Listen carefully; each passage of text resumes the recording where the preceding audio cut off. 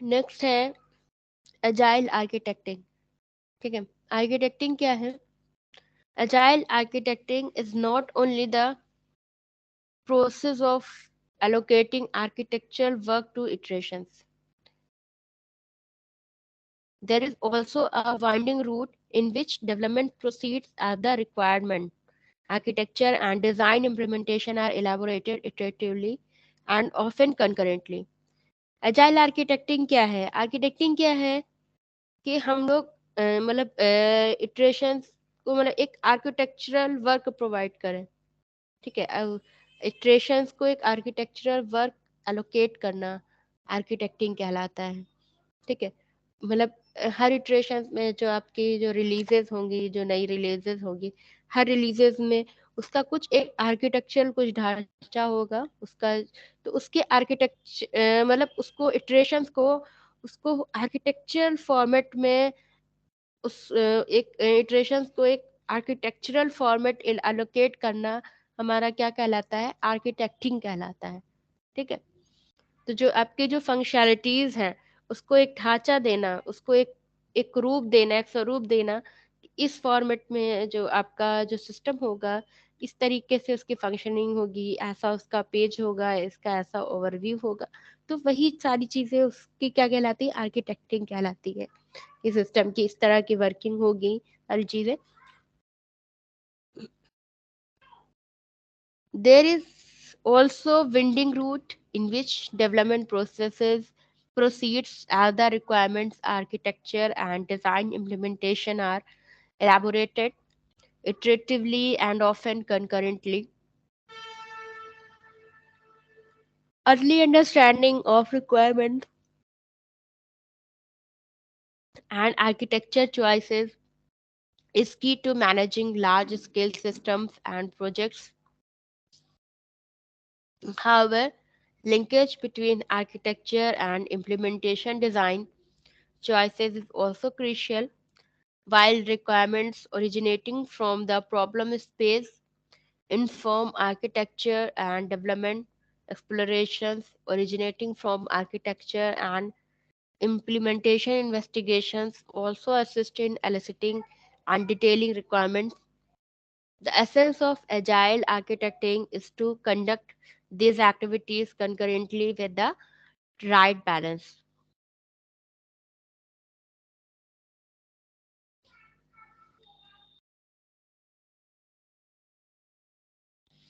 So, agile architecting in figure 1, we illustrate an example captured during our interview with the team of such an agile architecting process for prototyping with a quality attribute focus. In this example, the team probes for quality concern during a user demo, discovers an emerging performance requirement. The user expected faster rendering of data intensive pages than anticipated.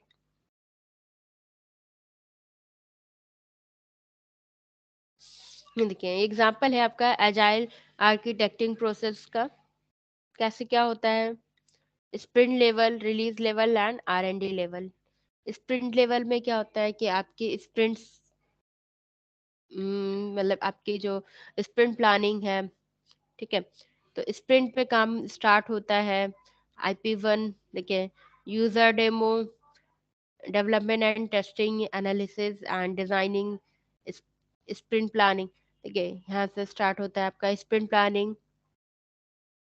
Sprint planning फिर sprint planning से start हुआ, फिर analysis and designing. पहले sprint को हम लोग plan करते हैं, फिर उसको डिजाइन करते हैं, एनालाइज करते हैं, फिर उस पे उसका डेवलपमेंट स्टार्ट करते हैं, उसकी टेस्टिंग करते हैं। ठीक है, डेवलपमेंट टेस्टिंग साथ साथ होता रहता है। फिर यूजर को एक डेमो दिखाया जाता है, जो आपका फर्स्ट रिलीज होता है IP1। IP1 पहले उसमें यूजर को एक डेमो दिखाया जाता है, उसका पहला प्रोटोटाइप। ठीक है, इनिशियल प्रोटोटाइप यूजर के सामने शो किया जाता है। फिर यूजर के फीडबैक के अकॉर्डिंग फिर उसमें जो मॉडिफिकेशंस होते हैं उसको हम लोग क्या बोलते हैं, उस पे हम लोग काम करते हैं। मतलब जो भी इसमें अपडेशंस की रिक्वायरमेंट है, जहाँ पर एरर्स हैं या जहाँ पर यूज़र को मतलब उनके फीडबैक के हिसाब से, उनके हिसाब से फिर से हम लोग दूसरा प्रोटोटाइप तैयार करते हैं। ठीक है, IP2। फिर हम लोग क्या बोलते हैं, पोस्ट यूजर डेमो, यूजर डोमे के बाद में फिर से हम लोग डेवलपमेंट करते हैं, और फिर सेकंड आपका जो है डेमो तैयार हो जाता है। फिर उसको मतलब यूजर अगर उसको क्या बोलते हैं एक्सेप्ट कर लेते हैं, तो फिर किसमें चाहता है, वो रिलीज लेवल में जाता है। ठीक है, जो आपका ये ओवरऑल स्प्रिंट है ये किसमें जाएगा, रिलीज लेवल, रिलीज प्लानिंग। ठीक है, रिलीज लेवल में जाएगा, रिलीज लेवल में रिलीज प्लानिंग। ठीक है, रिलीज प्लानिंग, फिर स्प्रिंट 1 रिलीज हुआ, फिर स्प्रिंट I+1, स्प्रिंट I+2, इस तरीके से मतलब इटरेशन स्प्रिंट 1 का उसके कुछ इटरेशन होंगे, मतलब वो करेंगे। स्प्रिंट 2, स्प्रिंट 2 से ही प्रोसेसिंग होती है, सेकंड में भी उसके भी नंबर ऑफ इटरेशन, इस तरीके से हम लोग उसको भी तरह से रिलीज करते हैं। ठीक है, तो different different research development level में सबसे पहले प्रोजेक्ट इनिशिएट होता है आपके फर्स्ट स्प्रिंट से, फिर फेजेस उसमें इंक्रीमेंट्स होता है, फेज 1, फेज 2, फेज 3, फेज 4, इस तरह से। फिर बाद में लास्ट में जब आपका ओवरऑल डेवलपमेंट हो जाता है, पूरा प्रोजेक्ट तैयार हो जाता है, उसके सारे रिलीजेस आ चुके होते हैं, तो आपका वो ओवरऑल फाइनल प्रोजेक्ट होता है। उसके बाद वो प्रोजेक्ट रिटायर हो जाता है, यानी कि उस प्रोजेक्ट को हम लोग मतलब उसको वहीं पर से स्टॉप कर देते हैं और नेक्स्ट प्रोजेक्ट पे वर्क करने लगते हैं। तो इस तरीके से हम लोग क्या बोलते हैं, इस तरीके से जो इसका आर्किटेक्चरिंग प्रोसेस होता है, ये इस तरीके से होता है कि किस तरीके से हम लोग रिलीजेस को प्लान करते हैं, फिर उस पर वर्क करते हैं। ठीक है, उसको अलग अलग लेवल पे उसको मतलब रिलीज करते हैं। ठीक है, तो ये इसका एक आर्किटेक्चर भी है। तो prototype branch, release branch, prototype, feedback phase, merge phase. Analyzes the requirement, architects a solution to the performance problem, implements the solution in a demonstrable prototype, and gets feedback from the user at the next user demo. The user accepts the prototype implementation and the team merges the implemented code into the project baseline for a future releases. तो क्या करते हैं, सबसे पहले requirements को analyse किया जाता है, रिक्वायरमेंट एनालिसिस किया जाता है, फिर उस रिक्वायरमेंट्स को आर्किटेक्ट किया जाता है। ठीक है, मतलब उसका एक सोल्यूशन, मतलब जो उसका रिक्वायरमेंट्स का सोल्यूशन आर्किटेक्चर के फॉर्म में तैयार किया जाता है। ठीक है, यानी कि रिक्वायरमेंट्स क्या होती है, एक तरीके से प्रॉब्लम्स होती हैं। ठीक है, उन प्रॉब्लम्स का एक सोल्यूशन ढूंढा जाता है, उसका सोल्यूशन तैयार किया जाता है, उसका एक आर्किटेक्ट तैयार किया जाता है, फिर उस सोल्यूशन को इम्प्लीमेंट किया जाता है, उसको एक प्रोटोटाइप के फॉर्म में डिमॉन्स्ट्रेट किया जाता है। ठीक है, प्रोटोटाइप के फॉर्म में तैयार करके कस्टमर के सामने डिमॉन्स्ट्रेट किया जाता है, फिर फीडबैक लिया जाता है, फिर उसमें उस फीडबैक के अकॉर्डिंग फिर नेक्स्ट डेमो की प्रिपरेशन करते हैं कि नेक्स्ट डेमो में क्या दिखाना है, क्या चीज़ें हमारी मतलब क्या चीज़ें अपडेटेबल है, क्या चीज़ें छूट गई, क्या एरर्स हैं, इन सारी चीज़ों पे हम लोग उस पे एनालिसिस करते हैं, उस पर ध्यान देते हैं कि क्या क्या चीज़ें नेक्स्ट डेमो में हमें क्या क्या चीज़ें शो करनी है। यूजर जो है क्या करता है, प्रोटोटाइप को एक्सेप्ट करता है। ठीक है, जिस जिस प्रोटोटाइप को यूजर एक्सेप्ट करता है उसी को हम लोग बेस मान करके हम लोग फ्यूचर रिलीज पे वर्क करते हैं। मतलब जो भी प्रोटोटाइप आपका जो फाइनल प्रोटोटाइप होगा, जो एक्सेप्ट होगा, जिसको यूजर ने एक्सेप्ट किया, उसी के अकॉर्डिंग हम लोग काम स्टार्ट कर देते हैं। जो अगला रिलीज होता है उसको हम लोग उसी के अकॉर्डिंग हम लोग उसको अगले रिलीज को डेवलप करने लगते हैं। The team operates in 3 cycles, which development is iterated through bi-weekly sprint. The architecture and product team manage the release through forward-looking architecture-focused investigation, and a separate R&D cycle investigates long-term strategic technology goals. तो जो आपका जो team है वो 3 cycles में work करती है। ठीक है, तो पहला जो है क्या बोलते हैं,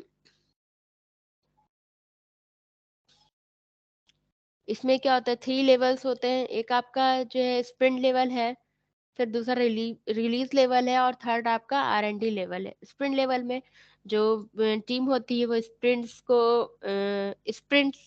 को प्लान करती है। ठीक है, स्प्रिंट रिलीजेस की बात करते हैं। फिर रिलीज लेवल में जो स्प्रिंट्स पे जो काम हुआ है, जो स्प्रिंट्स तैयार हुई हैं, उसको हम लोग रिलीज करते हैं।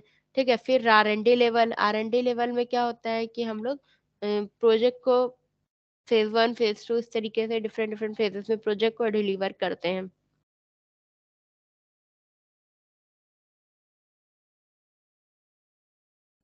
Figure 1 shows the process steps as integration points between requirements and architecture, or between architecture and design implementation. IP1 IP1 क्या है? Requirements and architecture. It probe for emerging quality attributes requirements at user demo. IP2 requirements and architecture. It analyze quality attribute requirements. IP3 requirements and architect. It conduct deeper analysis of emerging quality attribute. IP4 requirement architecture. It identify architectural approach pattern. IP5 architecture design implementation. It elaborate architectural pattern for a specific system. IP6 architecture design implement. It implement portion of prototype solution as a spike. IP7 requirements architecture, get user feedback on prototype. IP8 requirements architecture, it analyze feedback on prototype. IP9 get approval for prototype changes, merge with release. Two particularly important practices that help the team succeed are prototyping prior to the target sprint and prototyping in a separate environment. This continuous architecture exploration allowed the team to focus on making the architecture agile enough to support upcoming needs, which helped strike a balance between too much upfront architecture and not enough. The example shows in figure 1 illustrate the prototyping process the team uses for a relatively small architectural changes. The team handles these smaller changes at the sprint release planning level. For larger scale infrastructure improvements targeted at the future phases.